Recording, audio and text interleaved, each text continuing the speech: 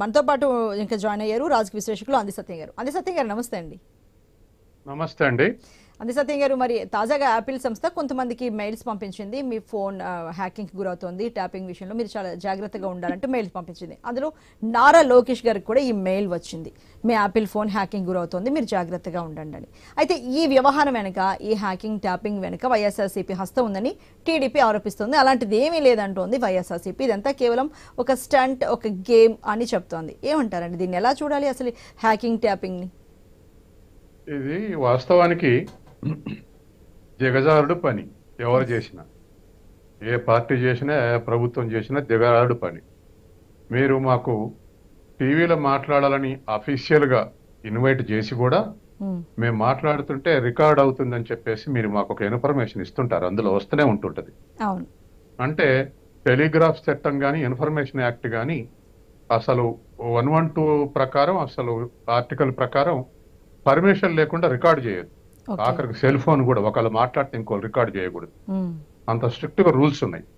కాబట్టి ఇది ప్రపంచవ్యాప్తంగా, దేశవ్యాప్తంగా పెగాసస్ దాని మీద దేశవ్యాప్తంగా చర్చ జరిగింది. కేంద్ర ప్రభుత్వం ఇటువంటి పనులు చేసిందని. ఇవాళ తెలంగాణలో బయటపడటంతో అది వరస్ట్ అమాంగ్ వరస్ట్ గా ఇవాళ ట్రీట్ చేస్తున్నారు తెలంగాణ ప్రజలు. ఇటువంటి పనులు చేస్తారు. వాస్తవానికి గతం నుంచి మనం చూస్తున్నటువంటిది ఏమిటంటే, ప్రతిపక్షాలు ఉద్యమాలు చేస్తే దానికి రియాక్ట్ కావడానికి అధికార పక్షం కూడా కౌంటర్ ఉద్యమాలు చేసినాయి. లేదు, ప్రతిపక్ష నాయకుల యొక్క పోవర్డిని బట్టి, వాళ్ళ ఎక్స్పెక్టేషన్స్ ని బట్టి అధికార పార్టీ కూడా కౌంటర్స్ ఇచ్చేది. అలా కాకుండా ఇవేవి చేత కాకుండా కేవలం అసలు ఏమనుకుంటున్నారో విని ఆ సెల్ఫ్ డ్యామేజ్ కి ఇవాళ, అంటే వ్యక్తి హననానికి ఇవాళ ప్రభుత్వాలు పాల్పడుతున్నాయి. ఇవాళ లోకేష్కి వచ్చి ఐఫోన్ అలర్ట్ చేసింది నిజమే అయితే ఖచ్చితంగా ప్రయత్నం జరుగుతున్నట్టే. ఎందుకంటే ఐఫోన్ కు లోకేష్ ఏం చుట్టం కాదు. తర్వాత ఐఫోన్ ఏం టెక్నాలజికల్ ఇన్ఫీరియర్ టెక్నాలజీ ఉన్నటువంటి సంస్థ కాదు, సుపీరియర్ టెక్నాలజీ ఉన్నటువంటి సంస్థ ఐఫోన్. కాబట్టి మీరు అలర్ట్గా ఉండండి, హాకింగ్ అవుతుంది అని చెప్పేసి వాళ్ళు చేసిన హెచ్చరిక నిజమైతే ఖచ్చితంగా అది ప్రయత్నం జరుగుతున్నట్టని మనం భావించాలి. ఇవాళ జనరల్ గానే ఏ రాష్ట్రం చూసినా ఒక 5 ఏళ్లు పరిపాలించగానే ఒక అథారిటేరియన్ ట్రెండ్స్ మొదలవుతున్నాయి. అంటే సొంత పార్టీని గ్రిప్ చేసుకోవటానికి కొన్ని ట్యాపింగ్స్, ప్రతిపక్షాలని ఫిక్స్ చేయడానికి కొన్నిసార్లు ట్యాపింగ్, ఇట్లా దగ్గర దారి ఎత్తుక్కుంటారు ముఖ్యమంత్రులు. కేసీఆర్ కి బలం లేకనా 50% ఓటింగ్ ఉంది, కానీ అనేక తప్పులు చేసి 39% పడిపోయాడు.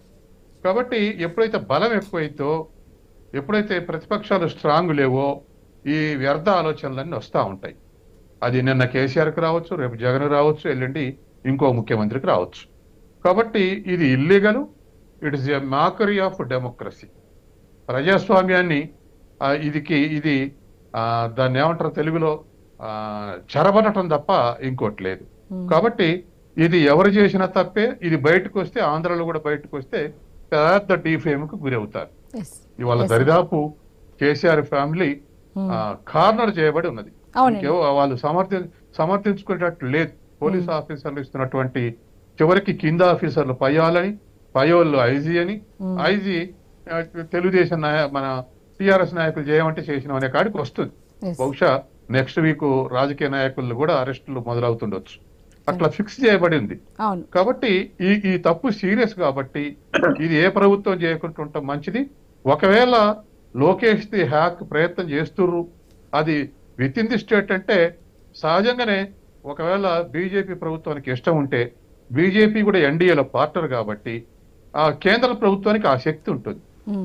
ఎక్కడి నుంచి ట్యాపింగ్ ప్రయత్నం చేస్తుంది, అది అమరావతి నుంచి ప్రయత్నం చేస్తుర్రా, ఇంకెక్కడి నుంచి ప్రయత్నం చేస్తున్నారు అనేది దే కెన్ ఈజీలీ ఐడెంటిఫైడ్. కాబట్టి అది ఇప్పుడు ఐబీ కానీ, లేకపోతే సిబిఐ కానీ, లేకపోతే వాళ్ళకు ఉన్నటువంటి డిపార్ట్మెంట్ ఆఫ్ టెక్నాలజీ సంస్థ కానీ, ఇవేవైనా వాటిని ఎన్ఐఏ కానీ, ఇవన్నీ ఇప్పుడు ఎన్ఐఏ ట్రేస్ అవుట్ ఎట్ట చేస్తుంది ఉగ్రవాదుల్ని? వీటి ద్వారానే, ఎలక్ట్రానిక్ ద్వారానే. కాబట్టి అది పెద్ద కష్టమేం కాదు బీజేపీకి. ఒకవేళ లోకేష్ ప్రయత్నం జరుగుతుందంటే ఎక్కడి నుంచి ఆ ప్రయత్నం జరుగుతుంది సిగ్నల్స్ ఆధారంగా కనుక్కోవటం పెద్ద కష్టమేం కాదు. కాబట్టి ఈసారి ఇప్పుడు ఆరోపణలు ప్రత్యారోపణలే ఉన్నాయి. ఈ స్థాయి నుంచి ఏదైనా ఎస్టాబ్లిష్ అయితే మాత్రం అది ఖచ్చితంగా పనిష్మెంట్ ప్రజల నుంచి ఉంటది, చట్టం నుంచి ఉంటది. ఎస్ ట్రూ అండి. ఓకే అండి, మళ్ళీ మీ దగ్గరికి వస్తామండి. కోడ నాగేశ్వరరావు గారు, మరి మరొక 6 రోజుల్లోనే మనకి ఎన్నికల